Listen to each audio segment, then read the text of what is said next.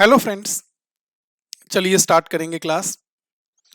आज की क्लास से हम स्टार्ट करने जा रहे हैं बिजनेस डेटा एनालिटिक्स, जो कि आपके पेपर नंबर 11 में, जो कि आपका पेपर है FMBDA financial management and business data analytics, उसमें BDA का पोर्शन 20 मार्क्स की वेटेज रखता है।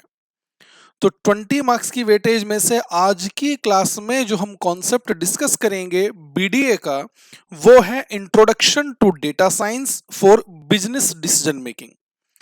Introduction to data science for business decision making. और ये आज की क्लास में जो हम कवर करेंगे, ये आपके सिलेबस में 5 मार्क्स की वेटेज रखेगा।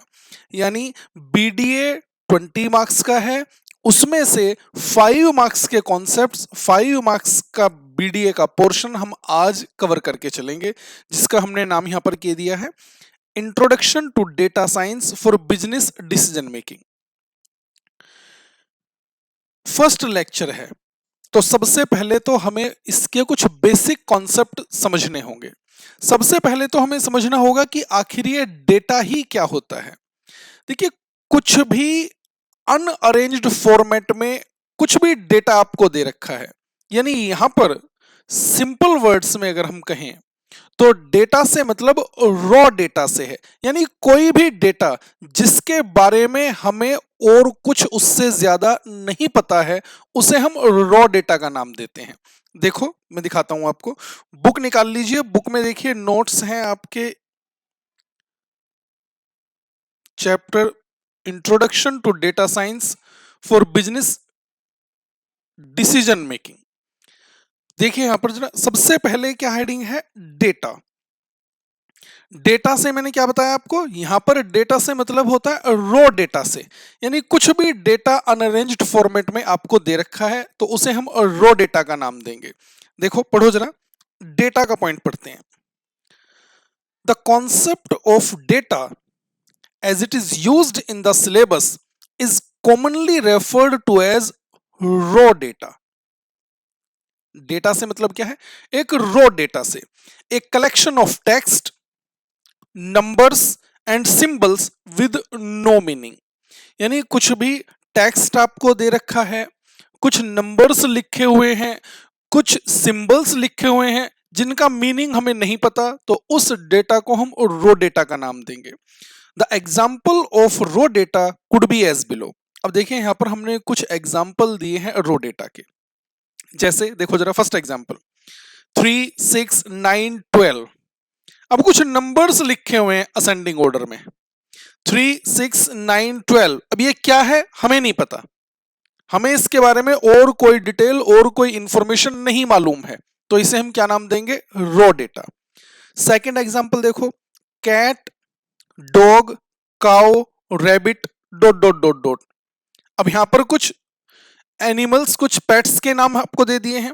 आगे देखिए 36, 37, 38, 35। अब कुछ फिर से नंबर्स लिख दिए हैं, क्या है हमें नहीं पता। जब तक इस इंफॉर्मेशन से, इस डेटा से हम कुछ मीनिंग नहीं निकाल पाते हैं, तब तक ये डेटा रॉ डेटा है। आगे पढ़ो जरा, these are meaningless sets of data. ये डेटा का जो सेट्स हैं वो मीनिंगलेस है। दे कुड बी, अब ये क्या हो सकता है, ध्यान से, they could be the first 4 answers in the 3 multiplication table. अब जो पहला एग्जाम्पल है, हो सकता है ये 3 की मल्टीप्लीकेशन टेबल हो, जैसे 3 1 जा 3, 3 2 जा 6, 3 3 जा 9, 3 4 जा 12। हो सकता है ना, दिया तो नहीं है इन्होंने। आगे देखो second example, A list of household pets. घर में रखने वाले, पालने वाले जानवर हो, हाउस होल्ड पेट्स दे रखे हो ये। And highest temperature of Delhi during previous 4 day. और थर्ड जो एग्जांपल है, हो सकता है वो हमें बता रखा हो हाईएस्ट टेम्परेचर पिछले 4 दिनों में दिल्ली का कितना रहा है, but without a context we don't know. लेकिन जब तक इनके साथ हमें ये लिखकर नहीं बताया जाएगा कि हाँ, फर्स्ट एग्जांपल 3 की मल्टीप्लिकेशन टेबल है, second example house hold pets है, थर्ड एग्जांपल जो है वो टेम्परेचर ऑफ दिल्ली है, तब तक हमारे पास हम इसे डेटा को मीनिंगलेस डेटा का नाम देंगे। चलो, जब इस डेटा के साथ अगर हमें कुछ कंटेक्स्ट लिखकर बताया जाए कि हाँ ये डेटा किस चीज का डेटा है, तो फिर हम इसे कहेंगे इंफॉर्मेशन। यानी ये डेटा इंफॉर्मेशन कब बनेगी, जब इसके साथ हमें लिखकर दिया जाए कि हाँ ये 3 की मल्टीप्लिकेशन टेबल है, ये हाउस होल्ड पेट्स का डेटा है, एनिमल्स का डेटा है, या ये टेम्परेचर ऑफ दिल्ली है, तब तक हम इसे इंफॉर्मेशन का नाम नहीं देंगे। यानी डेटा है, इसके साथ हमें इंफॉर्मेशन, कुछ डेटा बताया जाए, कुछ कंटेक्स्ट बताया जाए, तब हम इसे कहेंगे कि हाँ ये इंफॉर्मेशन है। सेकंड हेडिंग देखो, उसी एग्जांपल को हम आगे कंटिन्यू कर रहे हैं। यहां पर अब हेडिंग आ गई इंफॉर्मेशन। ध्यान से पढ़ना। Information is the result of processing data usually bye computer. Data को प्रोसेस करने का जो रिजल्ट निकलेगा वो होगी इंफॉर्मेशन। यानी डेटा को प्रोसेस किया तो फिर उससे हम क्या जनरेट करेंगे, information. Data on its own has no meaning. Data अपने आप में कोई मीनिंग नहीं रखता है। It only takes on meaning and becomes information when it is interpreted. ध्यान से, ये सिर्फ मीनिंगफुल कब बनता है, कब इंफॉर्मेशन बनता है, व्हेन इट इज इंटरप्रेटेड, जब डेटा को इंटरप्रेट किया जाता है। Data consists of raw facts and figures. Data में तो सिर्फ डेटा, रॉ फैक्ट्स होते हैं। When that data is processed into sets according to context, it provides information. जब डेटा को सेट में प्रोड्यूस किया जाता है कंटेक्स्ट के साथ, तो वो इंफॉर्मेशन की फॉर्म लेता है। देखो जरा, यानी इंफॉर्मेशन कब बनेगी, जब डेटा को कंटेक्स्ट के साथ प्रेजेंट किया जाए। अब देखो यहां पर डेटा को हमने कंटेक्स्ट के साथ लिखा है। 3, 6, 9, 12 ये क्या है, क्या लिखा हमने आगे देखो, multiplication table of 3। Cat, dog, cow, rabbit, list of household pets या एनिमल्स। 36, 37, 38, 35 ये क्या है, highest temperature of Delhi for last 4 days. अब ये इंफॉर्मेशन बन गई, यानी डेटा के साथ कंटेक्स्ट लग गया, तो अब हम इसे क्या नाम देंगे, इंफॉर्मेशन। चलो, इंफॉर्मेशन हमारे पास आ गई। अब अगर हम इस इंफॉर्मेशन से यूज करके इस इंफॉर्मेशन का यूज करें प्लानिंग में, तो फिर हम उसे कहेंगे नॉलेज। यानी इस इंफॉर्मेशन का यूज करें अगर हम डिसीजन मेकिंग में, तो हम इसे कहेंगे नॉलेज। देखो जरा, नॉलेज। नेक्स्ट हेडिंग, वही एग्जांपल हमारा अभी भी यहां पर कंटिन्यू है। When information is used for solving a problem. जब इंफॉर्मेशन का यूज किया जाता है किसी प्रॉब्लम को सॉल्व करने के लिए, वी कैन देन से it is the use of knowledge. तो हम कह सकते हैं कि ये हम नॉलेज का यूज कर रहे हैं। By having the information about highest temperature in Delhi for a month, we may try to estimate the sale of air conditioners. आपको समझ आई? अगर हमारे पास ये इंफॉर्मेशन है कि एक महीने में दिल्ली का हाईएस्ट टेम्परेचर क्या रहा है, तो उससे उसका यूज करते हुए फिर हम ये एस्टिमेट लगा सकते हैं कि हाँ इस मंथ में दिल्ली में कितने एसीज बिकने के चांसेस हैं, ये एस्टिमेट लगाया जा सकता है। यानी टेम्परेचर की इंफॉर्मेशन का यूज हम कर रहे हैं कहां पर, एस्टिमेट करने में। क्या एस्टिमेट करने में, सेल ऑफ एसी। क्लियर हुई बात? देखिए, knowledge is equal to information plus application of it, यानी एप्लीकेशन ऑफ इंफॉर्मेशन। देखो 3, 6, 9, 12 ये हमारा डेटा था, कंटेक्स्ट लग गया तो इंफॉर्मेशन बन गई। क्या इंफॉर्मेशन बनी, मल्टीप्लीकेशन टेबल ऑफ 3। अब इसका यूज करो, इसका मतलब 3 की मल्टीप्लीकेशन टेबल 3 से स्टार्ट होती है, तो इसका मतलब 4 की मल्टीप्लीकेशन टेबल 4 से स्टार्ट होगी, 5 की मल्टीप्लीकेशन टेबल 5 से स्टार्ट होगी। यानी ये नॉलेज का यूज कर पा रहे हैं हम इस इंफॉर्मेशन का। देखो आगे हमने यही लिखा है, the table of 4 should start from 4। अगर 3 की टेबल 3 से स्टार्ट हो रही है तो 4 की मल्टीप्लीकेशन टेबल 4 से स्टार्ट होगी। अब हम इस इंफॉर्मेशन का यूज कर रहे हैं, यानी नॉलेज हमें हो रही है। Cat, dog, cow, rabbit, list of household pets. आगे पढ़ो, इससे क्या इंफॉर्मेशन मिली, इससे क्या नॉलेज मिलती, a lion is not a household pet. Lion जो है वो एक हाउस होल्ड पेट नहीं है।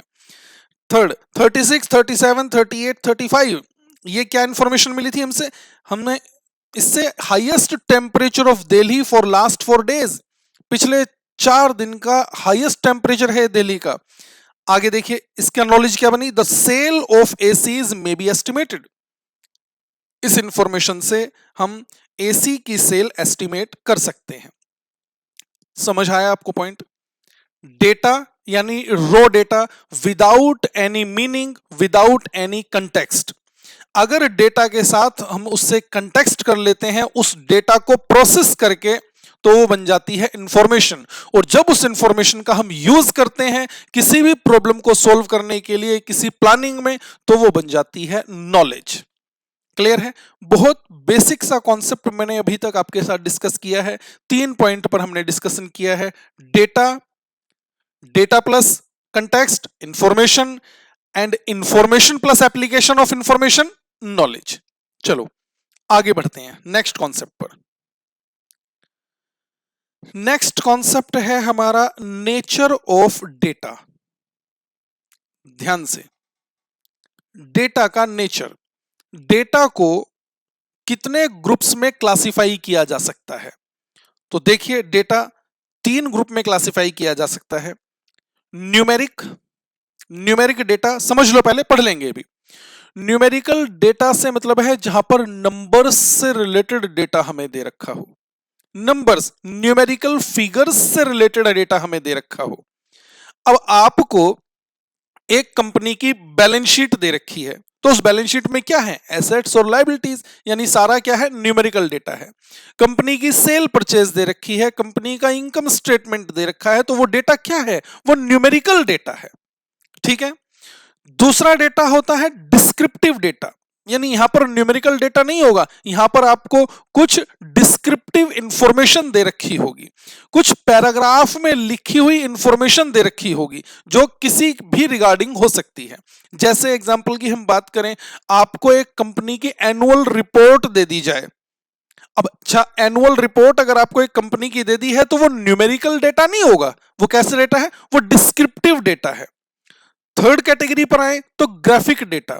ग्राफिक यानी ग्राफिक जो आपको कुछ चार्ट्स बनाकर, डायग्राम बनाकर आपको दिया जाए, तो उसे हम नाम देते हैं ग्राफिक डेटा। अच्छा, चार्ट बनाकर आप देखें तो पाई चार्ट कह सकते हैं। पाई चार्ट आपने देखा होगा ना, पाई चार्ट बनाते हैं। किसी कंपनी के शेयर का प्राइस कैसे कैसे फ्लक्चुएट होता है स्टॉक एक्सचेंज में, आप उसका चार्ट देखते हैं कि प्राइस अप जा रहा है, डाउन जा रहा है, अप डाउन अप डाउन। तो जो चार्ट वाइज, जो डायग्राम के थ्रू अगर आपको कोई डेटा प्रोवाइड किया जाता है, तो उसका नेचर हम क्या कहेंगे, ग्राफिक डेटा। तो 3 ग्रुप्स में डेटा को कैटेगराइज किया जा सकता है। क्या क्या बताया मैंने, न्यूमेरिकल डेटा जिसमें न्यूमेरिक नंबर्स से रिलेटेड आपको डेटा दिया गया होगा, डिस्क्रिप्टिव डेटा यानी जहां पर आपको कुछ इंफॉर्मेशन लिखकर बताई जाए, डिस्क्रिप्शन दिया जाए, और थर्ड ग्राफिक डेटा जहां पर चार्ट्स, पाई चार्ट या डायग्राम के थ्रू आपको कोई डेटा प्रेजेंट किया जाए। पढ़ते हैं जरा, बहुत सिंपल सा पॉइंट है, पढ़िए। The data sets may be classified into different groups as below.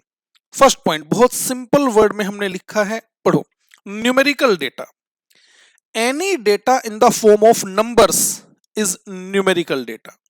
कोई भी डेटा जो नंबर्स की फॉर्म में आपको दे रखा हो वो न्यूमेरिकल डेटा है।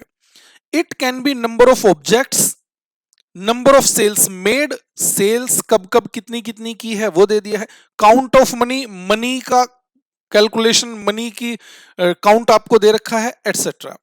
सेकंड डिस्क्रिप्टिव डेटा,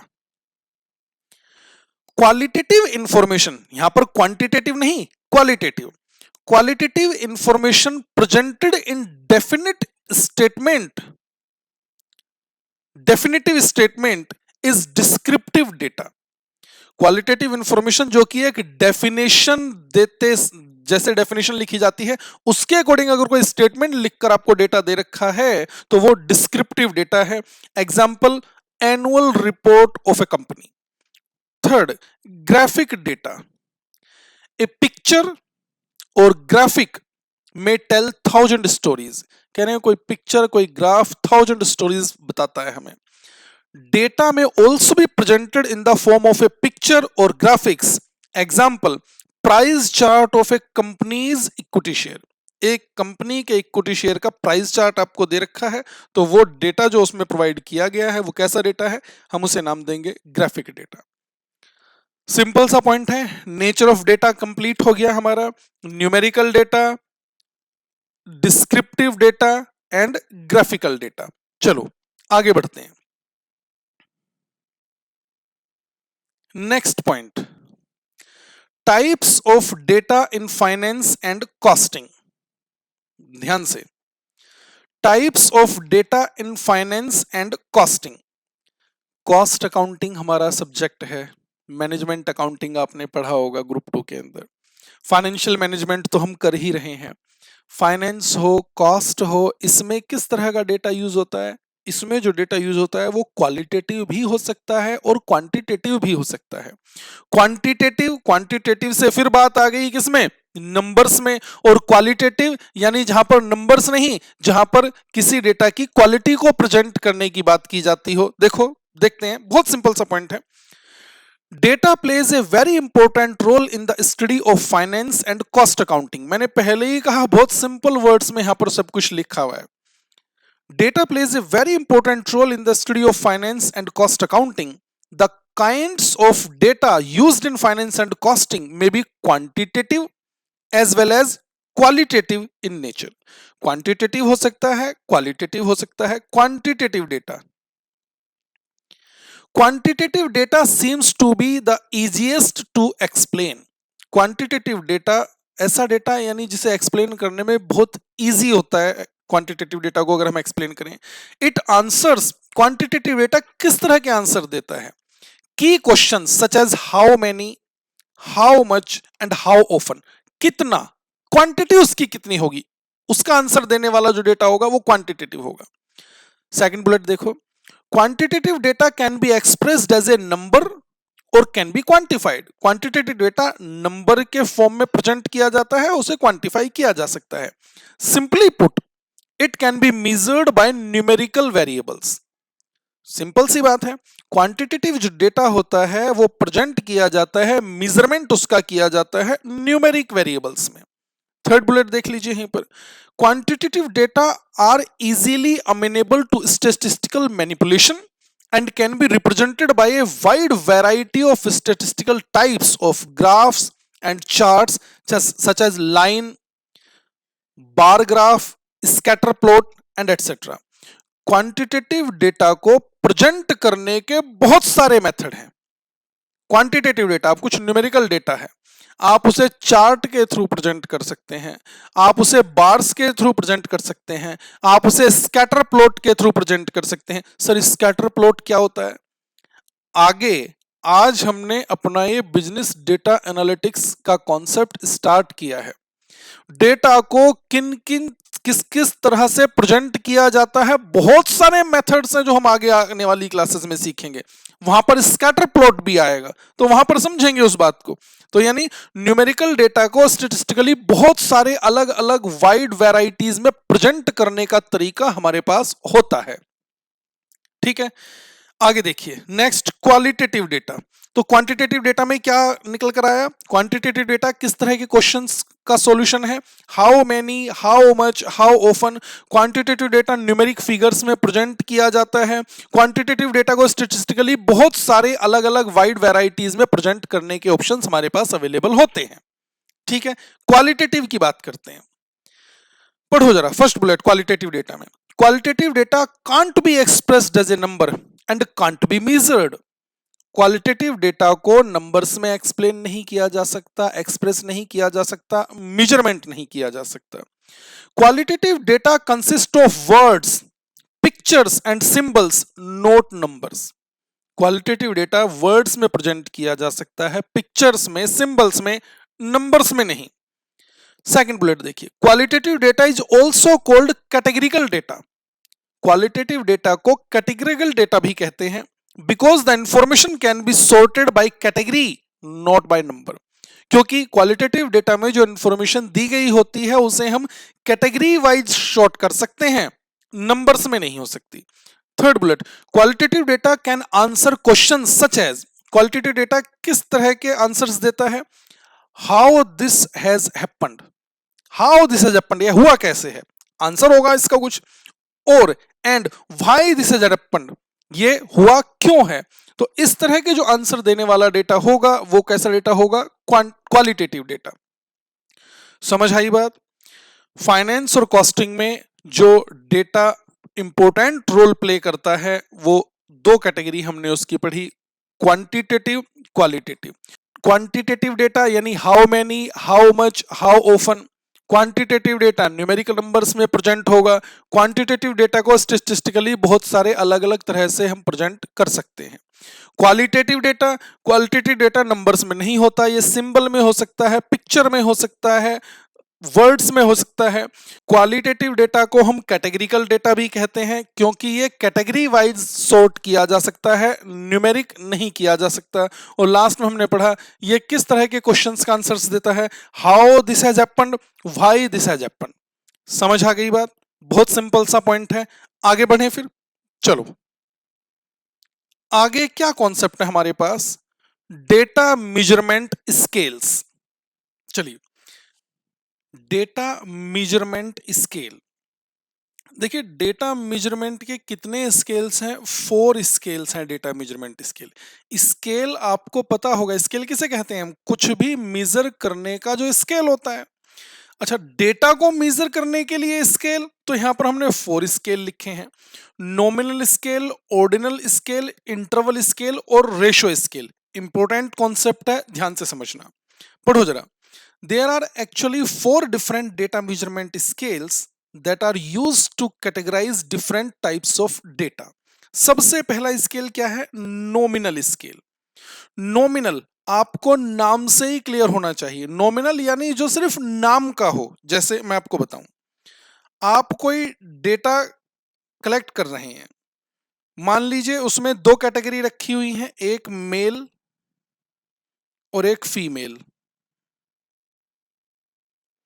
और आपने इस डेटा के लिए मान लीजिए मेल को आपने 1 से डिनोट कर दिया और फीमेल को आपने 2 से डिनोट कर दिया। ये क्या कह रहा हूं मैं, डिनोट कर दिया, ठीक है, एक तरीका हो गया। या मैं ऐसे कहूं कि मान लीजिए मैरिड और अनमैरिड, ये दूसरा एग्जांपल बात कर रहा हूं मैं।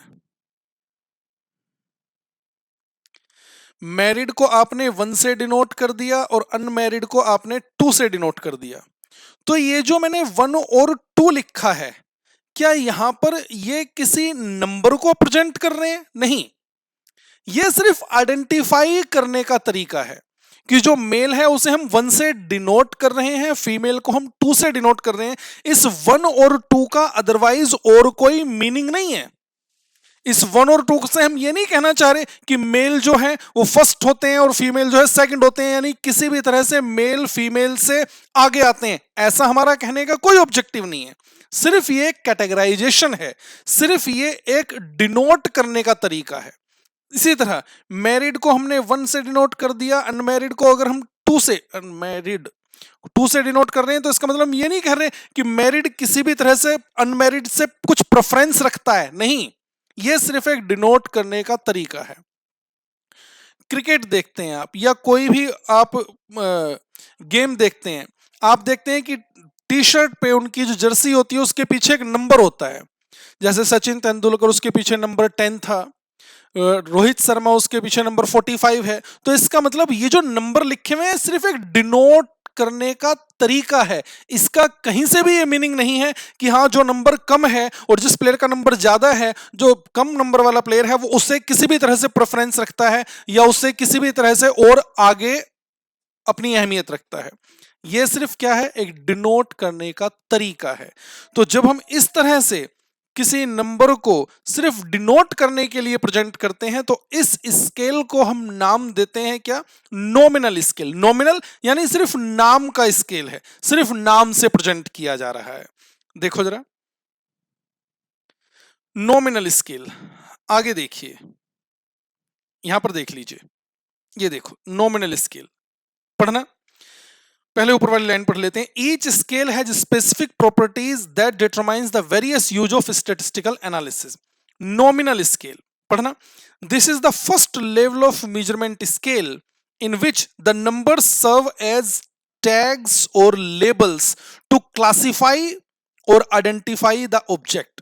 जहां पर नेम जो नंबर्स जो हैं वो सिर्फ टैग्स का काम करते हैं, नंबर्स जो हैं वो सिर्फ लेबल का काम करते हैं, सिर्फ और सिर्फ आइडेंटिफाई करने के लिए। जैसे मैंने कहा 1 से हम आइडेंटिफाई कर रहे हैं मेल को और 2 से हम आइडेंटिफाई कर रहे हैं फीमेल को। सिर्फ नंबर्स जो हैं वो अपने आप में कोई अपनी वैल्यू नहीं रखता, सिर्फ आइडेंटिफिकेशन का तरीका है। A nominal scale usually deals with non-numeric variables। Nominal scale normally usually कहां यूज किया जाता है? नॉन न्यूमेरिक वेरिएबल्स के लिए, और the numbers that do not have any value, यानी या उन नंबर्स के लिए जो अपने आप में कोई वैल्यू नहीं रखता। एग्जाम्पल जेंडर, देखो जेंडर के लिए मेल फीमेल, अब यहां पर कोई नाम या नंबर हम दे दें तो उसमें उसका कोई मीनिंग नहीं निकलेगा। Marital status married unmarried, clear है? ध्यान रहेगी ये बात। Nominal scale. सेकंड क्या है हमारा? Ordinal scale. ध्यान से, ऑर्डिनल स्केल से मतलब क्या है? यानी यहां पर ऑर्डर भी होगा। ऑर्डर से हमारा मतलब क्या है? ध्यान से समझना, कोई प्रॉपर इंटरवल नहीं होगा। मैं बताता हूं, जैसे मान लीजिए आपने क्लास में टेस्ट ले लिया, हमने क्लास टेस्ट हमने ले लिया है। इसमें कोई मिस्टर ए है, मिस्टर बी है, मिस्टर सी है, मिस्टर डी है। मान लीजिए मिस्टर ए जो है, ए स्टूडेंट जो है वो फर्स्ट आ गया, बी स्टूडेंट जो है वो सेकंड आ गया, सी स्टूडेंट जो है वो थर्ड आ गया, डी स्टूडेंट जो है वो फोर्थ आ गया। ठीक है, ध्यान से सुनना। अब हम ये तो कह सकते हैं ना कि सर ए जो है वो फर्स्ट आया है और बी सेकंड आया है, तो इसका मतलब ये हुआ कि ए बी से ज्यादा इंटेलिजेंट है। बी सेकंड है, सी थर्ड है, तो इसका मतलब बी सी से ज्यादा इंटेलिजेंट है और ए इन सब से ज्यादा इंटेलिजेंट है। तो यानी अब यहां पर एक ऑर्डर प्रेजेंट हो रहा है, यानी सबसे ज्यादा इंटेलिजेंट सर वो तो ए है, ए के बाद फिर बी है, बी के बाद सी है, सी के बाद डी है, तो यानी एक ऑर्डर फॉर्म में आ गया ये। अच्छा, यहां पर हम कहें कि क्या ट्रू वैल्यू होगी? बिल्कुल ट्रू वैल्यू से मेरा मतलब क्या है? हम ये कहने लग, क्या मैंने कहा ए फर्स्ट है बी सेकंड है, तो क्या इसका मतलब ये है कि ए और बी के इंटेलिजेंस में जितना डिफरेंस है बी और सी के इंटेलिजेंस में भी उतना ही डिफरेंस होगा, सी और डी के इंटेलिजेंसी में भी उतना ही डिफरेंस होगा? तो ऐसा नहीं है। आप समझ रहे हैं? ए के जो मार्क्स आए हैं ए फर्स्ट आया है, बी के जो मार्क्स आए हैं बी सेकंड आया, तो ए और बी के मार्क्स में जो डिफरेंस होगा क्या वही डिफरेंस बी और सी के मार्क्स में होगा? नहीं। क्या वही सेम डिफरेंस सी और डी के मार्क्स में भी होगा? नहीं। तो यानी इंटरवल सेम नहीं है, सिर्फ ऑर्डर प्रेजेंट हो गया है। ऑर्डर प्रेजेंट हो गया है, हाँ जी, ए फर्स्ट है, बी सेकंड है, सी थर्ड है, डी फोर्थ है, तो यानी ए सबसे ज्यादा इंटेलिजेंट है, ए के बाद बी, बी के बाद सी, सी के बाद डी। इन सभी में प्रॉपर बीच में इनके मार्क्स का इंटरवल क्या है वो हमें नहीं पता। आपने ध्यान दिया? अभी थोड़ी देर पहले हमने डिस्कस किया नॉमिनल स्केल। नॉमिनल स्केल में कोई ऑर्डर ही नहीं था, वहां पर तो सिर्फ नंबर को डिनोट करने के लिए एज ए टैग्स यूज किया गया था। यहां पर हम ऑर्डर को यूज कर रहे हैं, यहां पर ऑर्डर है लेकिन प्रॉपर इंटरवल नहीं होगा। इंटरवल समझ में आ रहा है? ए और बी के मार्क्स में जो डिफरेंस है, बी और सी के मार्क्स में जो डिफरेंस है, सी और डी के मार्क्स में जो डिफरेंस है वो सेम नहीं होगा, प्रॉपर इंटरवल नहीं होगा। हाँ, ऑर्डर प्रेजेंट यहां पर हो जाता है। अब मैं आपसे कहने लगूं कि आपकी लोकेलिटी में, आपकी कॉलोनी में मान लीजिए 5 रेस्टोरेंट हैं, तो 5 रेस्टोरेंट्स में आप रैंक दीजिए, आपको सबसे बेस्ट रेस्टोरेंट कौन सा लगता है? तो आप हो सकता है रैंक दे दें कि सर ये रेस्टोरेंट फर्स्ट हो गया, ये रेस्टोरेंट सेकंड हो गया, फिर थर्ड, फोर्थ, फिफ्थ, लेकिन उन सभी की रैंकिंग में रैंक आपने दे दी, लेकिन उन इंटरवल जो होगा, उनके बीच की वैल्यूज जो होंगी वो मिसिंग होंगी। चलो देखते हैं जरा ऑर्डिनल स्केल, पढ़ो जरा। This is the second level of measurement that reports the ordering and ranking of data without establishing the degree of variation between them. ध्यान दे रहे हैं आप? ये लाइन कितनी इंपॉर्टेंट है। Without establishing the degree of variation between them. Degree of variation same नहीं होगा, establish नहीं करेगा, सिर्फ एक ऑर्डर प्रेजेंट हो जाएगा। Ordinal data is known as qualitative data और categorical data। क्वालिटेटिव होगा, क्वालिटी को प्रेजेंट करेगा, न्यूमेरिक फिगर्स को प्रेजेंट नहीं कर रहा है, ऑर्डर को प्रेजेंट कर रहा है। It can be grouped, named and also ranked. Group किया जा सकता है, नेम दिया जा सकता है, रैंक दी जा सकती है। नॉमिनल में हमने क्या कहा था, सिर्फ नेम्ड होगा, यहां पर रैंक भी आ गई। Example, ranking of school students first, second, third etcetera, and rating in restaurants etcetera. Clear हो गई बात? यानी नॉमिनल से ज्यादा बेस्ट स्केल नेक्स्ट लेवल का कौन सा रहा? ऑर्डिनल। अब ऑर्डिनल के बाद अगर हम बात करें तो अब देखना जरा थर्ड क्या है। Third, interval scale.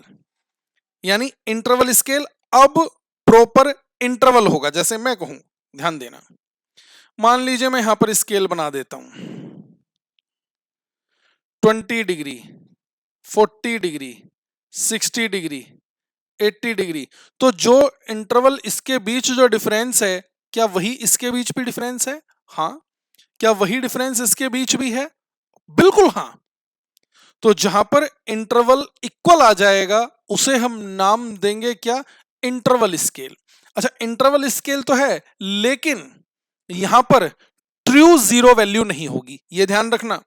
Arbitrary zero होगी, ट्रू जीरो नहीं होगी। सर, ट्रू जीरो नहीं होने का मतलब? यानी जीरो की कोई एग्जैक्ट वैल्यू नहीं होगी। मैं एग्जांपल लेता हूं, मान लीजिए आप ट्रेंड कंप्यूट कर रहे हैं, इंडेक्स कंप्यूट कर रहे हैं। ट्रेंड इंडेक्स पता है ना, ट्रेंड रेशियो हम निकालते हैं। हमने एक सबसे पुराने वाले साल को हम मानकर चल लेते हैं 100, और उसे बेस ईयर लेते हुए फिर हम उससे आगे आने वाले next year, next year, next year, next year, next year के लिए क्या निकालते जाते हैं? ट्रेंड निकालते हुए चले जाते हैं। जब हर नेक्स्ट ईयर के लिए ट्रेंड निकालते जा रहे हैं तो बेस ईयर को एज ए हम जीरो एज्यूम करके चल रहे हैं। तो क्या बेस ईयर की वैल्यू जीरो थी? नहीं, वहां से तो हमने उसे बेस मानते हुए वहां से नेक्स्ट ईयर की हमने कंप्यूटेशन ट्रेंड्स की करना स्टार्ट किया है, लेकिन हम उस बेस ईयर को जीरो कह रहे हैं, ऐसा नहीं है। आर्बिट्रेरी सॉल्यूशन है, आर्बिट्रेरी जीरो है। अब जैसे टेम्परेचर की बात करें, टेम्परेचर 0 डिग्री टेम्परेचर, क्या 0 डिग्री टेम्परेचर का मतलब यह होता है कि सर कोई टेम्परेचर ही नहीं है? आप सोचकर बताओ, क्या 0 डिग्री टेम्परेचर का मतलब यह है कि कोई टेम्परेचर नहीं है? नहीं, टेम्परेचर का मतलब है, 0 डिग्री टेम्परेचर का मतलब है कि गर्मी नहीं है, सर्दी है। 0 डिग्री टेम्परेचर पर तो सर्दी होती है, लेकिन उसका मतलब ये थोड़ा ना कि बिल्कुल नील है, नील नहीं है, वो भी टेम्परेचर है, जीरो ही सही, लेकिन वो सर्दी को इंडिकेट करता है। इन शॉर्ट, यहां पर प्रॉपर इंटरवल होगा, इक्वल इंटरवल होगा, ट्रू जीरो नहीं होगी, यानी एब्सोल्यूट जीरो नहीं होगी, आर्बिट्रेरी जीरो होगी। देख लेते हैं, जैसे मैंने एग्जांपल लिया अभी ट्रेंड कंप्यूटेशन का। देखिए जरा, this is the third level of measurement scale. It is defined as quantitative measurement scale in which the difference between the two variables is meaningful। Two variables के बीच का डिफरेंस मीनिंगफुल होगा, यहां पर यह ध्यान रखिएगा। In other words, the variables are measured in exact manner, not as in relative way in which the presence of zero is, ध्यान दो, the presence of zero is arbitrary। Zero की true value नहीं होगी, zero arbitrary value को present करेगा। Example, temperature को जैसे हम सेल्सियस में देख रहे हैं, time 24 clock hour et cetera. Time, अब टाइम भी कोई जीरो थोड़ी ना होता है, जीरो टाइम को भी कुछ ना कुछ टाइम तो है ना। हम ये थोड़ी ना कहें सर टाइम जीरो हो गया, जीरो थोड़ी ना है। वो टाइम भी, यानी आप 12 को जीरो कह रहे हैं तो वो टाइम भी प्रेजेंट करता है किसी एग्जिस्टेंस को। चलो last, ratio scale. Ratio scale में क्या आ जाएगा? रेशियो स्केल में सारी कैटेगरीज आ जाएंगी, इसमें ट्रू जीरो भी आ जाएगी। अब जैसे मैं कहूं कि चलिए एक क्लास के स्टूडेंट्स की हाइट का मेजरमेंट करते हैं। अब हाइट को अगर मैं जीरो कहूं तो जीरो हाइट कोई वैल्यू रखेगी? मैं आपसे कहूं कि चलिए इस पॉकेट में ना मेरे कुछ मनी है, अब मैं जो मनी है मैं निकाल कर दिखा दूंगा। अच्छा, इसमें मनी नहीं है, यानी कुछ भी नहीं है, तो उसे क्या कहूंगा? मेरी पॉकेट में कितनी मनी है? जीरो। तो क्या जीरो किसी मनी को प्रेजेंट करेगा? नहीं। हाइट कभी, हाइट का जीरो होना किसी हाइट को प्रेजेंट करना नहीं है, मनी का जीरो होना किसी मनी को प्रेजेंट करना नहीं है, लेकिन टाइम का जीरो होना टाइम को प्रेजेंट करना था। टेम्परेचर का जीरो होना टेम्परेचर को प्रेजेंट करना है। तो इंटरवल स्केल में जीरो आर्बिट्रेरी था, लेकिन यहां पर रेशियो स्केल में जीरो एब्सोल्यूट जीरो हो जाएगी। देखिए जरा ratio scale, this is the fourth level of measurement scale, it is the highest level of measurement scale, highest level है। It has all the properties of interval scale, इसमें interval scale यानी जो हमने third level पर पढ़ा था उसकी सारी प्रॉपर्टीज हैं। एंड इन एडिशन, इसके अलावा it has a true zero point, यहां पर ट्रू जीरो पॉइंट होगा। Example height, weight et cetera. ध्यान रहेगी ये बात। सबसे पहला स्केल नॉमिनल, जो सिर्फ नॉमिनल होगा, नाम को प्रेजेंट करने वाला। ऑर्डिनल में नाम भी आ गया, ऑर्डर भी आ गया। इंटरवल में नाम भी आ गया, ऑर्डर भी आ गया, और इंटरवल, प्रॉपर इंटरवल भी आ गया, और रेशो में सारी चीजें आ गई। देखो एक हमने यहां पर ये इस तरह से टेबल बनाकर भी आपको प्रेजेंट करके दिखाया है। नॉमिनल स्केल जैसे आई कलर, अब आई कलर के लिए क्या है, आई कलर के लिए हम सिर्फ नाम से प्रेजेंट कर देंगे। आई कलर, दो कलर अगर हम लेकर चल रहे हैं तो एक और दो नंबर लेकर डाल दो। Ordinal scale level of satisfaction को प्रेजेंट करेगा, named natural order. Ordinal scale में ऑर्डर भी आ गया, बताया था ना मैंने, स्टूडेंट्स फर्स्ट आया, सेकंड आया, थर्ड आया, लेकिन मार्क्स के बीच का इंटरवल सेम नहीं होगा, वो भी देखना है। तो फिर इंटरवल स्केल जैसे टेम्परेचर हो गया, नेम्ड भी आ गया, इसमें नेचुरल ऑर्डर भी आ गया, इक्वल इंटरवल बिटवीन वेरिएबल्स भी आ गया। और लास्ट में रेशियो स्केल में जैसे हमने हाइट एग्जांपल लिया, नेम्ड भी है, नेचुरल ऑर्डर भी होगा, इक्वल इंटरवल भी होगा, ट्रू जीरो वैल्यू भी होगी। Has a true zero value, thus ratio between values can be calculated, ratio compute की जा सकती है, इसलिए इस स्केल को नाम दिया गया है रेशियो स्केल। इंपॉर्टेंट है, ध्यान रखिएगा। 4 different levels of measurement scale, ये हमारा कॉन्सेप्ट हो गया interval, nominal, ordinal, interval and ratio. Next concept पर चलते हैं, digitization of data and information. Data आपको पता चल गया, हम स्टार्टिंग से डिस्कस कर रहे हैं। इंफॉर्मेशन आपको मैं डिस्कस कर चुका हूं, नॉलेज मैं आपके साथ डिस्कस कर चुका हूं। डिजिटाइजेशन से मतलब क्या है, डेटा को, इंफॉर्मेशन को डिजिटल फॉर्मेट में कन्वर्ट करना डिजिटाइजेशन ऑफ डेटा कहलाता है। मैंने क्या कहा, आपके पास डेटा है, उसे डिजिटल फॉर्मेट में ले आना। अच्छा, डिजिटल फॉर्मेट में आप किसी डेटा को कैसे लेकर आएंगे? सर डिजिटल फॉर्मेट में कंप्यूटर के थ्रू डेटा को डिजिटल फॉर्मेट में ले आएंगे। यानी आपके पास कुछ मैनुअल डेटा है, ऑन पेपर्स है, मैं कह रहा हूं उसे डिजिटल फॉर्मेट में ले आओ। तो कैसे लाओगे डिजिटल फॉर्मेट में?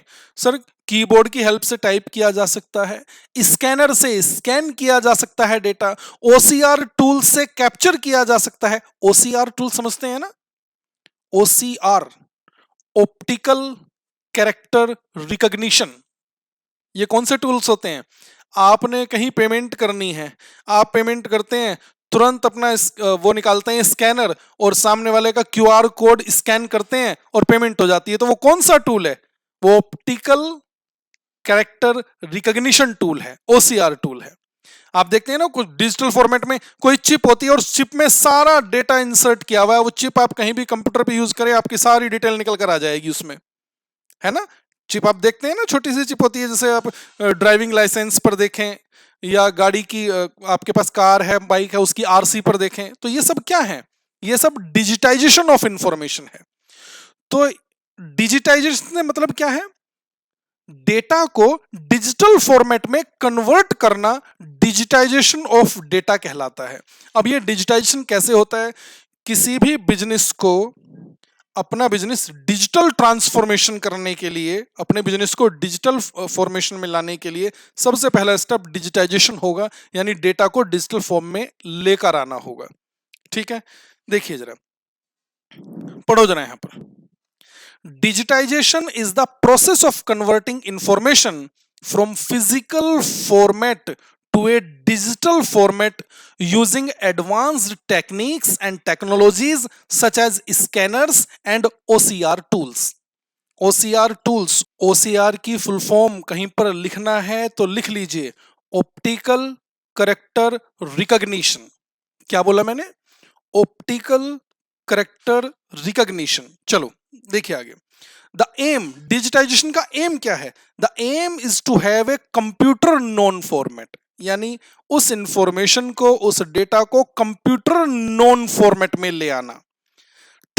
To be able to automatically extract information and save them into a digital repository, जिससे कि आप इंफॉर्मेशन को ऑटोमेटिकली जब एक्सट्रैक्ट करना चाहें एक्सट्रैक्ट कर सकें और उसे सेव कर सकें। Digitization is the first step that each organization should take to begin their journey towards digital transformation. अपने बिजनेस की डिजिटल ट्रांसफॉर्मेशन जर्नी के लिए डिजिटाइजेशन ऑफ डेटा सबसे पहला स्टेप है। Manual extraction of information from paper documents have proved to be expensive, inefficient and prone to mistake. Physical paper से, paper document से information को एक्सट्रैक्ट करना एक्सपेंसिव है, टफ है। आपने देखा भी होगा जब हमारे टाइम पर, जब हम स्कूल में पढ़ते थे तो तब मोबाइल फोन और कंप्यूटर की इतनी मार्केट में नहीं थे। तो उस टाइम पर अगर किसी वर्ड का मीनिंग हमें देखना है तो इतनी मोटी मोटी डिक्शनरी होती थी, ऑक्सफोर्ड डिक्शनरी और पता नहीं कितनी तरह की डिक्शनरी होती थी। यानी इंग्लिश में किसी वर्ड का अगर हमें मीनिंग चाहिए तो डिक्शनरी में ढूंढना पड़ता था। वो क्या था? Physical extraction of information.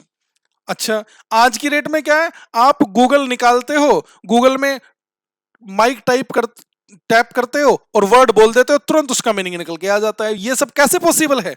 ये डिजिटाइजेशन की वजह से पॉसिबल है। यानी अब आप किसी वर्ड का मीनिंग अगर निकालना चाहते हैं तो आपको ज्यादा काम करने की जरूरत नहीं है, वो कंप्यूटर, वो मोबाइल अपने आप आपको उस वर्ड का मीनिंग निकाल कर दे देगा। तो ये किस वजह से पॉसिबल हो सका? डिजिटाइजेशन की वजह से। देखो जरा, मैनुअल एक्सट्रैक्शन कहां पर पढ़ रहे थे हम? देखिए, manual extraction of information from paper documents have proved to be expensive, inefficient and prone to mistake. When information gets digitized, we can start unlocking the full potential or our most valuable asset। Clear है? India की अगर हम बात करें, one of largest digitization project taken up in India is unique identification number, UID, और आधार। आधार card है ना, सबका डेटा आज की डेट में गवर्नमेंट के पास डिजिटल फॉर्मेट में अवेलेबल है। क्लियर है? यहां पर हमने मीनिंग समझा किसका? डिजिटाइजेशन का। यानी डिजिटाइजेशन क्या है? फिजिकल इंफॉर्मेशन को डिजिटल फॉर्मेट में कन्वर्ट करना डिजिटाइजेशन है, जिसमें स्कैनर्स, ओसीआर टूल्स का वगैरह वगैरह का यूज हो सकता है। किसी भी बिजनेस को आगे डिजिटल फॉर्मेट में आने के लिए डिजिटाइजेशन सबसे पहला स्टेप होगा। क्लियर है? नेक्स्ट पॉइंट देखें, एडवांटेजेस ऑफ डिजिटाइजेशन। इसके एडवांटेजेस तो आप खुद बनाकर लिख सकते हो, नहीं बना सकते? डिजिटाइजेशन के क्या एडवांटेजेस हैं? अच्छा आगे देखो, मैंने एक और चीज लिखी है, व्हाई वी डिजिटाइज। अगर क्वेश्चन आपके एग्जाम में जाता है कि व्हाई वी डिजिटाइज, तो आपको एडवांटेजेस ऑफ डिजिटाइजेशन बताना है। पढ़ लो यहां पर, इसमें कुछ भी ऐसा नहीं है कि आपको कोई पॉइंट ऐसा है कि समझ नहीं आएगा। देखो जरा, first point, faster access to information. मैं पहले ही डिस्कस कर चुका हूं। आपने किसी वर्ड का मीनिंग निकालना है तो तुरंत आप निकाल लेते हैं, यानी किसी भी इंफॉर्मेशन को आप एक्सेस करना चाहते हैं, क्विकली एक्सेस कर पाएंगे। Second, improved customer experience. Customer का एक्सपीरियंस इंप्रूव होता है डिजिटाइजेशन से। यहां पर तो मैंने सिर्फ एक वर्ड मीनिंग का एग्जांपल लिया है। आप किसी भी बिजनेस के प्रोस्पेक्टिव से समझकर देखो जरा, जो कंपनी के जो कस्टमर हैं, जिस बिजनेस के जो कस्टमर हैं, उनका जो एक्सपीरियंस होगा वो इंप्रूव होगा। Increased productivity. अगर हम इंफॉर्मेशन को डिजिटल फॉर्मेट में रखते हैं तो ये प्रोडक्टिविटी इंप्रूव हो जाएगी। लोअर ऑपरेशनल कॉस्ट, डेटा को ऑपरेट करने की कॉस्ट कम आती है। इंप्रूव्ड डिसीजन मेकिंग में इंप्रूवमेंट होगा। इंप्रूव्ड सिक्योरिटी, आपके डाटा, आपका इंफॉर्मेशन अगर डिजिटल फॉर्मेट में है तो सिक्योरिटी है आपकी। यानी आप अगर किसी को एक्सेस देना चाहें तो दें, नहीं देना चाहें तो नहीं दें। पासवर्ड ना जाने कितनी सारी चीजें हैं। आप हमारे लेक्चर देखते हैं, तो आपको एक लॉगिन आईडी पासवर्ड हमने जनरेट करके दे रखा है। लॉगिन आईडी पासवर्ड जिसके पास है वो एक्सेस कर पाएगा, जिसके पास नहीं है वो नहीं कर पाएगा। सिक्योरिटी इंक्रीज हो गई है। हायर मोबाइलिटी, डिजिटल फॉर्मेट में डेटा को इधर से उधर ले जाना, मोबिलिटी करना बहुत इजी हो जाता है। ऑटोमेशन ऑफ बिजनेस प्रोसेस, अगर डेटा डिजिटल फॉर्मेट में है तो बहुत सारी प्रोसेसिंग हम ऑटोमेटिकली कंप्यूटर में कमांड डालकर कर सकते हैं। इन्वायरमेंटल फ्रेंडली, इन्वायरमेंटली भी फ्रेंडली हो चुका है डिजिटल इंफॉर्मेशन। कैसे? जब पेपर पे इंफॉर्मेशन रखते थे तो आपको पता है पेपर कैसे बनता है? सर पेपर तो पेड़ से बनता है। अब क्योंकि हम डिजिटल फॉर्मेट में रखते हैं तो वो इन्वायरमेंटली फ्रेंडली हो गया है। डिसास्टर रिकवरी, अगर डेटा कहीं पर चला भी जाता है तो उसकी रिकवरी करना डिजिटल फॉर्मेट में इजी रहता है। और last, requires less physical storage space, digital format में डेटा को सेव करने के लिए, स्टोर करने के लिए कम स्पेस की जरूरत होती है। क्लियर है? कितने सारे मैं कह रहा हूं, इन्हें आप 2 बार पढ़ लेना, आप खुद बनाकर लिख लोगे कि हाँ डिजिटल इंफॉर्मेशन के क्या बेनिफिट हैं, यानी डेटा को डिजिटाइज करने के लिए क्या बेनिफिट है। क्लियर है? समझ आया आपको ये पॉइंट? बढ़े आगे, बहुत सिंपल सिंपल से कॉन्सेप्ट चल रहे हैं।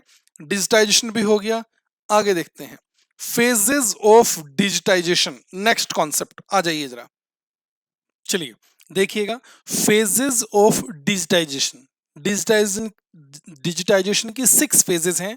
और आपको और कैसे इंस्टीट्यूट क्वेश्चन पूछ सकता है, आपको दिया हो सकता है हाउ डू वी डिजिटाइज, यानी किसी भी डेटा को डिजिटाइज कैसे किया जाता है। पढ़ो जरा नीचे। The entire process of digitization may be segregated into 6 phases. Digitization की पूरी प्रोसेस को 6 फेजेस में कैटेगराइज किया जा सकता है। सबसे पहले जस्टिफिकेशन, ध्यान से सुन लो, पहले नाम सुन लो। सबसे पहले जस्टिफिकेशन, दूसरी फेज है असेसमेंट की, तीसरी फेज है प्लानिंग की, fourth phase is start digitization, fourth में, fifth phase is processes in care of records, और लास्ट इवेल्युएशन। क्या मतलब है इनका, समझते हैं ध्यान से। सबसे पहली फेज देखना क्या लिखा है, justification of the proposed digitization project. जो भी आप डिजिटाइजेशन करने के लिए प्लान कर रहे हैं, उस डिजिटाइजेशन के क्या बेनिफिट होने वाले हैं, उस डिजिटाइजेशन में कॉस्ट कितनी आने वाली है, पहले ये सारे एस्पेक्ट आपको ध्यान में रखने पड़ेंगे। मैंने क्या कहा, उसके आपको बेनिफिट क्या मिलेंगे, उसकी कॉस्ट क्या आएगी, और ऐसा कोई रिसोर्स है जिसके डिस्ट्रक्शन के सबसे ज्यादा चांस हैं, उसे सबसे पहले डिजिटाइज करो। देखो पढ़ो जरा। First point, justification of proposed digitization project. The accrual benefit of project need to be identified and also need to compute the cost aspect of the project। उस डिजिटाइजेशन प्रोजेक्ट का कॉस्ट एस्पेक्ट क्या है उसे भी आपको compute पहले करना पड़ेगा। For the resources that may be facing quick destruction, ऐसे कोई रिसोर्सेज हैं जिनका क्विकली डिस्ट्रक्शन हो सकता है, may require an early digitization, उन्हें सबसे पहले हमें डिजिटाइज करना पड़ेगा। क्लियर है? Second point, assessment. कुछ डेटा, असेसमेंट का मतलब क्या है, जो हार्डवेयर चाहिए, सॉफ्टवेयर चाहिए, जो मैनुअल लेबर आपको चाहिए डिजिटाइजेशन करने के लिए, उसका प्रॉपर असेसमेंट आपको करना पड़ेगा। क्या कहा मैंने, हार्डवेयर, सॉफ्टवेयर और मैनुअल वर्कर जो आपको चाहिए, जो डिजिटाइजेशन प्रोसेस में यूज होंगे, उनका आपको असेसमेंट पहले करना पड़ेगा। कौन सा डेटा ऐसा है जो कि आपको डिटेल्ड इंफॉर्मेशन उसकी डिजिटाइज करनी है, कौन सा डेटा ऐसा है जो कंसोलिडेटेड फॉर्मेट में डिजिटल फॉर्मेट में रखना है, ये सारा असेसमेंट करना फेज 2 में आ गया। पढ़ो जरा। The data that require digitization, assessment phase पढ़ रहा हूं मैं। The data that require digitization is to be decided on the basis of content and context. उसे डिसाइड किया जाना चाहिए कौन सा डेटा आपने डिजिटाइज करना है। Some data may be digitized in the consolidated format and some in detailed format. Clear है? The hardware, software and human resource requirement for digitization is also assessed at this stage। जो hardware, software, human resource requirement है digitisation की, वो भी इस stage में, इस phase में असेस की जाती है। Third, planning. अब प्लानिंग में क्या है, मेथड ऑफ डिजिटाइजेशन, यानी कौन सा मेथड, कौन सी डिजिटाइजेशन अप्रोच आप फॉलो करेंगे, तो कुछ पॉइंट्स हैं यहां पर जो आपको याद रखने पड़ेंगे प्लानिंग के केस में। देखना, there are several stages for planning. Several stage में क्या है? Selection of digitization approach. कौन सी डिजिटाइजेशन अप्रोच को आप सिलेक्ट करना चाहते हैं? प्रोजेक्ट डॉक्यूमेंटेशन, ये कुछ वर्ड्स हैं जो आपको ध्यान रखना पड़ेगा। Selection of digitization approach, project documentation, resources management, technical specification and risk management. बात समझ आई? क्या क्या पॉइंट हमने पढ़े यहां पर? Selection of digitization approach, project documentation, resources management, technical specification and risk management. इन सबसे रिलेटेड प्लानिंग आपने करनी है। It may be decided to complete the digitization in house or alternatively by an outsourced agency. आपको खुद in house ये digitisation खुद अपने आप कराना चाहिए या किसी थर्ड पार्टी से, किसी एजेंसी से अपने डेटा का डिजिटाइजेशन करा लेना चाहिए। ये सब प्लानिंग फेज में आ गया। जस्टिफिकेशन हो गया first phase. Second phase assessment हो गया, हार्डवेयर सॉफ्टवेयर प्लानिंग हो गई। अब डिजिटाइजेशन एक्टिविटी स्टार्ट करनी है फेज 4 में। डिजिटाइजेशन एक्टिविटीज पढ़ो। After completion of assessment and planning phase, assessment और प्लानिंग फेज कंप्लीट हो जाने के बाद the digitization activities start. It is a 6 phase process. अब डिजिटाइजेशन में फिर से 6 फेज प्रोसेस क्या है? प्लानिंग, कैप्चर, डेटा को कैप्चर कर लीजिए, primary quality control, editing, secondary quality control, storage and management. क्या क्या हुआ डिजिटाइजेशन में? क्या क्या आ गया? प्लानिंग नंबर 1, कैप्चरिंग, डेटा को कैप्चर कर लेना। Primary quality control, 4th number पर एडिट करना, कोई एडिटिंग उसमें करनी है। 5th secondary quality control and last storage and management. Phase 5 processes in the care of records. Records का केयर करने के लिए क्या प्रोसेस है? अब आपने डिजिटाइजेशन कर लिया तो उसमें क्या केयर रखनी है? एक्सेस उसका किस किस को देना है, किसको देना है, प्लस कितना एक्सेस देना है, उस डेटा पर कंट्रोल किसका होगा, डेटा को क्लासिफाई कैसे करना चाहिए, डेटा को मेंटेन कैसे करके रखना है, वो सारी चीजें यहां पर आ जाएंगी। स्टोरेज कैसे रखनी है यहां पर आ जाएंगी। Once the digitization of records is complete, there are few additional requirements arise which are permission of accession of data. आ गई परमिशन की बात। Intellectual control over data, classification of data, upkeeping and maintenance of data. ठीक है।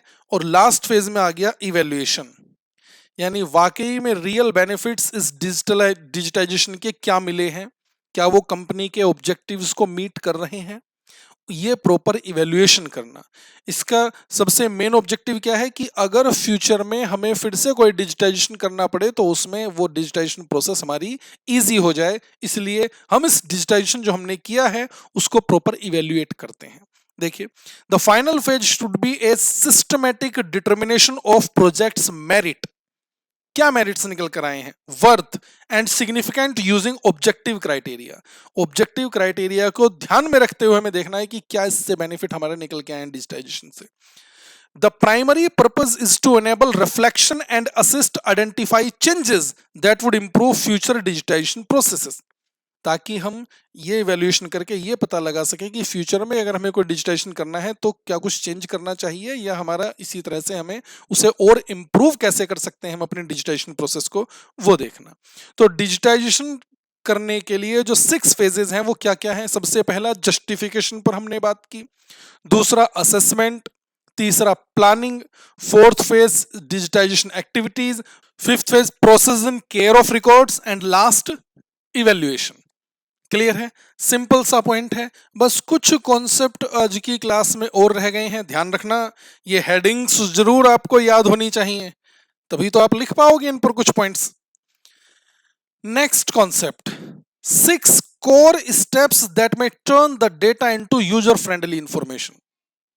आपके पास data है, वो data user friendly information में कैसे कन्वर्ट होगा? आपके पास डेटा है, उससे एक यूजर इंफॉर्मेशन इजीली कैसे निकाल पाएगा, तो उस डेटा को किस तरह से हमें प्रोसेस करना पड़ेगा, कौन से स्टेप्स लगाने पड़ेंगे जिससे कि वो डेटा यूजर फ्रेंडली इंफॉर्मेशन में कन्वर्ट हो जाए, वो स्टेप्स हमें यहां पर पढ़ने हैं। देखिए क्या है, 6 core steps that may turn the data into user friendly information। 6 वो स्टेप्स हैं जिनसे डेटा यूजर फ्रेंडली इंफॉर्मेशन में कन्वर्ट होता है। ठीक है, चलो देखते हैं। To make the data turn into user friendly information, it should go through 6 core steps। चलिए देखते हैं 6 core steps।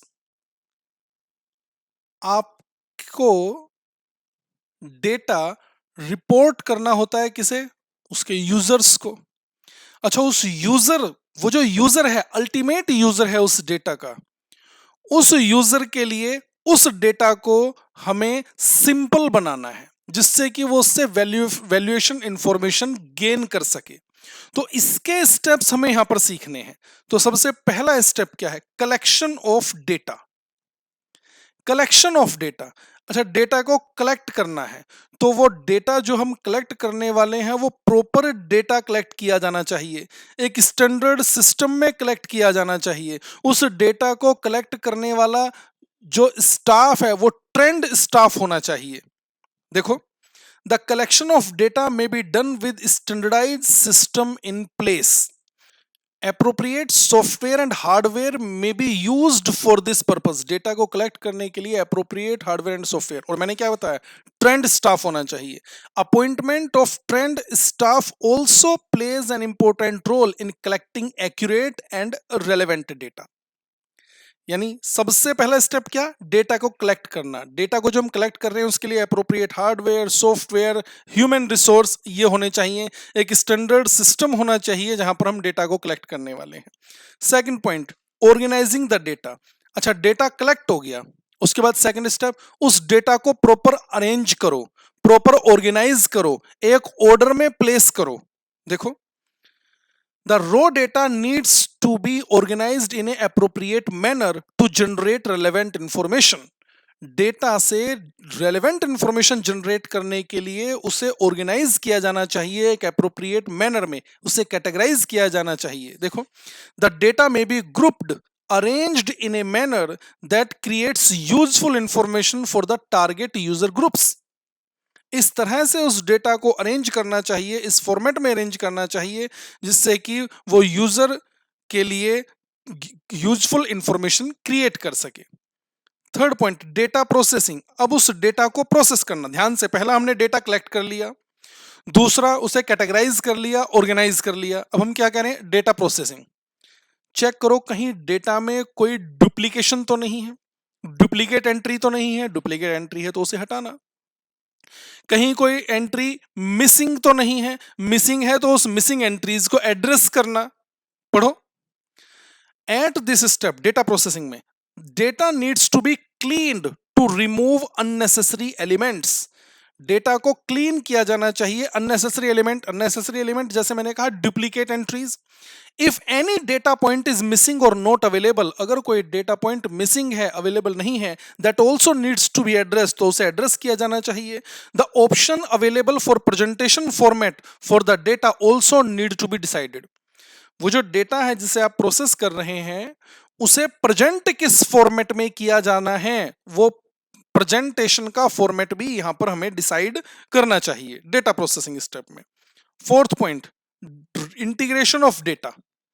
इंटीग्रेशन का मतलब आप जानते हैं, अलग अलग सोर्सेस से डेटा को कलेक्ट करके उसे एक जगह मास्टर सर्वर में सेव करना, और फिर उस मास्टर सर्वर से डेटा को जिसे भी एक्सेस कराना है उसे एक्सेस कराना, प्रॉपर सिक्योरिटी बताकर, प्रॉपर पासवर्ड, लॉगिन आईडी देकर उसे। पढ़ो जरा, integration of data. Data integration is the process of combining data from various sources into a single united form. जैसे मैंने क्या कहा, united form, single united form को master server. This step includes creation of data network sources. Creation of data network यानी data network create करना, a master server and users accessing the data from master server. कितने step पढ़ लिए हमने, 4 step, बहुत simple से। Data collection, organizing the data, data को organize करना, कैटेगराइज करना, डेटा प्रोसेसिंग, कोई एलिमिनेशन, कोई डुप्लीकेट एंट्री है उसे एलिमिनेट करना, कोई एंट्री मिसिंग है उसे एड्रेस करना, इंटीग्रेशन ऑफ डेटा, अलग अलग सोर्सेस से डेटा को इंटीग्रेट करके एक मास्टर सर्वर क्रिएट करना। Fifth point, data reporting. अब डेटा को रिपोर्ट कैसे करना है, यानी डेटा आपने एक्सेस कर लिया, सारी चीजें कर ली, डेटा प्रोसेस भी कर लिया, अब जो एंड यूजर है उस डेटा को उसे रिपोर्ट करना है। तो डेटा को रिपोर्ट कैसे करेंगे, तो डेटा की रिपोर्ट के लिए उसका फॉर्मेट क्या रखना चाहिए। अब आप समझो, आप मान लीजिए एक कंपनी का शेयर परचेज करना चाहते हैं, तो आप किस तरह का डेटा चाहेंगे, उसके शेयर के प्राइस से रिलेटेड डेटा चाहेंगे, तो कंपनी या जिससे आप डेटा ले रहे हैं, जो आपके लिए डेटा क्रिएट कर रहा है, वो उसे कैसे फॉर्मेट प्रेजेंट करके दे, वो चार्ट के थ्रू प्रेजेंट कर सकता है, वो आपको रिपोर्ट बनाकर दे सकता है, वो सारी चीजें, यानी कंपनी के शेयर के प्राइस से रिलेटेड, कंपनी की बैलेंस शीट की इंफॉर्मेशन, कंपनी की सेल परचेज, उनका फॉर्मेट क्या होना चाहिए, किस तरह से रिपोर्ट करें जिससे कि यूजर फ्रेंडली वो डेटा बन जाए। देखिए, data reporting stage involves translating the data into a consumable format to make it accessible by the users, जिससे कि यूजर उसे एक्सेस कर सके। फॉर एग्जांपल, देखिए हमने एक एग्जांपल लिखा है, a business firm, for a business firm they should be able to provide summarized financial information, example revenue, net profit, etc. The objective is a user who wants to understand the financial position of the company should get the relevant and accurate information, जिससे कि जो user है, जो कि company की financial position की information चाहता है, उसे एक्यूरेट और रेलेवेंट इंफॉर्मेशन मिल सके। लास्ट, डेटा यूटिलाइजेशन, जो डेटा प्रोसेस किया है आपने, उस डेटा का प्रॉपर यूटिलाइज करना, जिससे कि आगे आने वाले फ्यूचर में फर्म की, बिजनेस की, कंपनी की प्रोडक्टिविटी और इंक्रीज हो, इंप्रूव हो। At this ultimate step, data is being utilized to back corporate activities and enhance operational efficiencies and productivity for the growth of the business।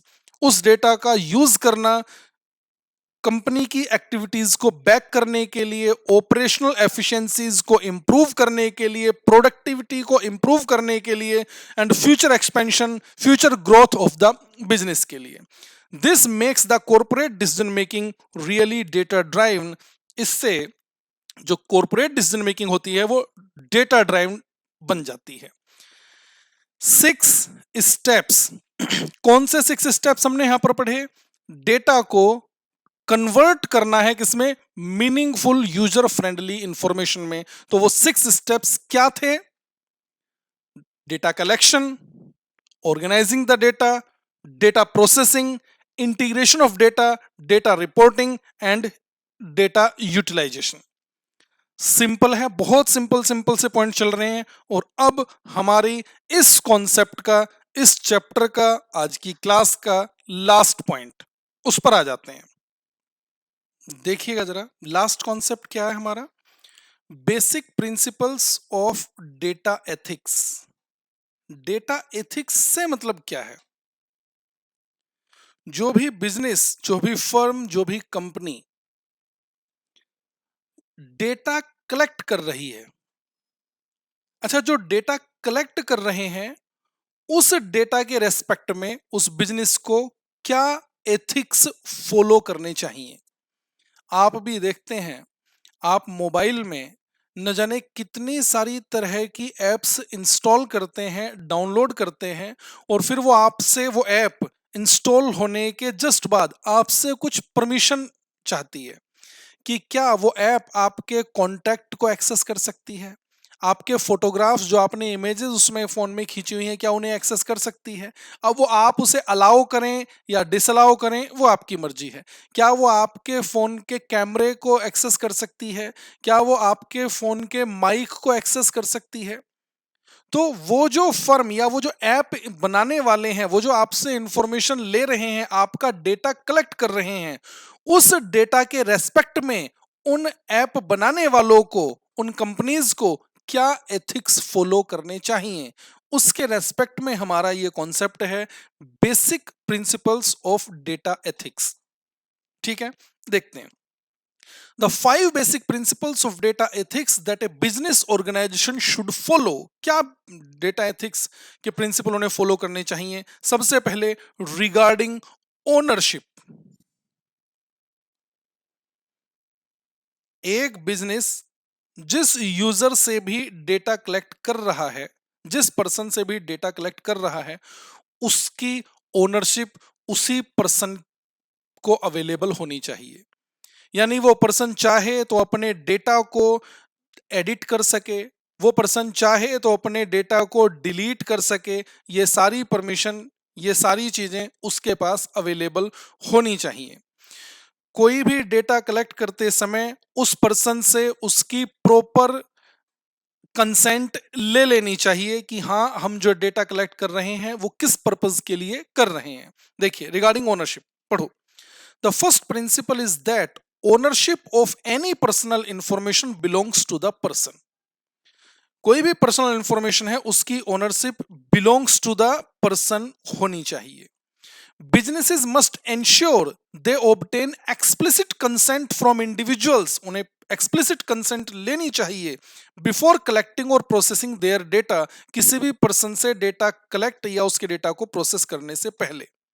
Moreover, individuals should have control over their own data. Individuals का अपने data पर control होना चाहिए, including the ability to access, modify और delete it. Clear है? यानी जो भी बिजनेसमैन, जो भी कंपनी डेटा कलेक्ट कर रही है, उसकी ओनरशिप का राइट उसी पर्सन को देना चाहिए जिस पर्सन से रिलेटेड वो डेटा अवेलेबल कर रहे हैं। Second point, regarding transparency. Business को ट्रांसपेरेंसी मेंटेन करनी चाहिए, यानी उस डेटा का वो क्या, किस लिए कलेक्ट कर रहे हैं पर्सन से, उसका यूज क्या करने वाले हैं, उसे किसके साथ शेयर करने वाले हैं, ये सारी चीजें उस पर्सन को बतानी होंगी जिससे रिलेटेड उन्होंने डेटा वो कलेक्ट किया है। ट्रांसपेरेंसी मेंटेन करनी होगी। पढ़ो। Transparency is about being open and clear about the data collection and processing practices. Data collection और प्रोसेसिंग प्रैक्टिसेस के लिए उन्हें ओपन एंड क्लियर रहना पड़ेगा।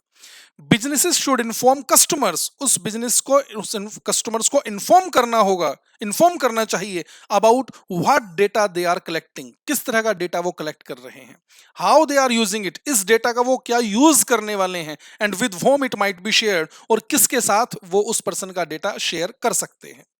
क्लियर है? ट्रांसपेरेंसी मेंटेन करके चलना पड़ेगा। Third point, regarding privacy. जो भी बिजनेस डेटा कलेक्ट करता है पर्संस का, यूजर्स का, उसे उस डेटा से रिलेटेड प्राइवेसी मेंटेन करनी चाहिए। ये डेटा एथिक्स है। कोई उस डेटा का अनऑथोराइज्ड एक्सेस ना कर सके, वो डेटा कहीं लीक ना हो सके। बात समझ आ रही है? पढ़ो। Safeguarding personal data is a critical ethical responsibility. Personal data को सेफ गार्ड करना, सिक्योर रखना, ये रेस्पॉन्सिबिलिटी है, क्रिटिकल एथिकल रेस्पॉन्सिबिलिटी है बिजनेस की। Businesses must use secure methods to protect data from unauthorized access. Businesses को secure method use करने चाहिए डेटा के unauthorized access से बचने के लिए। Breaches or leaks and respect the privacy of the individuals whose data they handle. और जिस पर्सन के लिए, जिन इंडिविजुअल्स का वो डेटा यूज कर रहे हैं, उस डेटा की रेस्पेक्ट में प्राइवेसी मेंटेन करके चलनी चाहिए। Fourth point, regarding intention. कोई गलत इंटेंशन के साथ किसी पर्सन से डेटा कलेक्ट नहीं करना चाहिए। किसी पर्सन की वीकनेस से अपना प्रॉफिट अर्न करना नहीं चाहिए। ये इंटेंशन किसी भी बिजनेस की नहीं होनी चाहिए। पढ़ो जरा। The intention of the data analysis should never be making profits out of others weaknesses और फॉर हर्टिंग अदर्स। दूसरों को हर्ट करने के लिए या दूसरों की वीकनेस से अपना प्रॉफिट बनाने के लिए डेटा एनालिसिस को काम नहीं करना चाहिए। Collecting data which is unnecessary for analysis should be avoided and it is unethical. Analysis के लिए जो डेटा जरूरी नहीं है उसको कलेक्ट करना अवॉइड करना चाहिए, और उसे फिर भी अगर कलेक्ट करते हैं तो ये अनएथिकल माना जाता है। क्लियर है regarding intention? The intention of data analysis should never be making profits out of others weaknesses or for hurting others. Collecting data which is necessary for analysis should be avoided and it is unethical. Fifth point and last point regarding outcomes, जो data से result निकल कर आ रहे हैं वो किसी भी तरह से डेटा प्रोवाइडर्स को हर्ट नहीं करने चाहिए। देख लो, in some cases even if the intention are good, बेशक इंटेंशन गुड थी, the result of data analysis may inadvertently hurt the clients and data providers. हो सकता है जो डेटा का रिजल्ट निकल कर आए वो क्लाइंट के लिए डेटा प्रोवाइडर को हर्ट करे। This is called disparate impact which is unethical, तो ये अनएथिकल माना जाएगा। तो हमने डेटा एथिक्स में 5 प्रिंसिपल्स पढ़े रिगार्डिंग ओनरशिप। ओनरशिप उसी पर्सन को बिलोंग करनी चाहिए जिसका वो डेटा है, वो चाहे उसे डिलीट करे, एडिट करे, मॉडिफाई करे, जो करे कर सकता है। रिगार्डिंग ट्रांसपेरेंसी, किस पर्पज के लिए हम डेटा कलेक्ट कर रहे हैं, उसका यूज क्या करने वाले हैं, किसके साथ शेयर करने वाले हैं, ये ट्रांसपेरेंसी मेंटेन करनी पड़ेगी हमें इंडिविजुअल्स के साथ। रिगार्डिंग प्राइवेसी, उसका डेटा हमें प्राइवेट रखना होगा, सिक्योर रखना होगा, अनएथिकल एक्सेस उसका नहीं होना चाहिए, लीक नहीं होना चाहिए। रिगार्डिंग इंटेंशन, अपने प्रॉफिट के लिए दूसरे का डेटा यूज नहीं करना चाहिए, दूसरे की वीकनेस से अपना प्रॉफिट बनाने का ऑब्जेक्टिव नहीं होना चाहिए। रिगार्डिंग आउटकम्स, और जो डेटा से जो रिजल्ट निकल कर आ रहा है वो किसी भी तरह से डेटा प्रोवाइडर को हर्ट नहीं करना चाहिए। ये 5 डेटा एथिक्स हमने यहां पर पढ़ लिए हैं, principles of data ethics. Clear है? ये हमारा आज का कॉन्सेप्ट, आज की क्लास में हम यहीं तक रखेंगे। और मैंने आपको क्या बताया स्टार्टिंग में ही, बिजनेस डेटा एनालिटिक्स में जो कॉन्सेप्ट मैंने आज की क्लास में डिस्कस कर लिए हैं ये 5 मार्क्स की वेटेज रखते हैं, यानी 20 मार्क्स का आपका टोटल बीडीए है जिसमें से 5 मार्क्स हम आज की क्लास में कवर कर चुके हैं। चलो इससे आगे, इससे नेक्स्ट कॉन्सेप्ट पर हम बढ़ेंगे नेक्स्ट क्लास में। आज हम रखेंगे यहीं तक, नेक्स्ट क्लास में मिलते हैं फिर न्यू कॉन्सेप्ट के साथ। Thank you very much.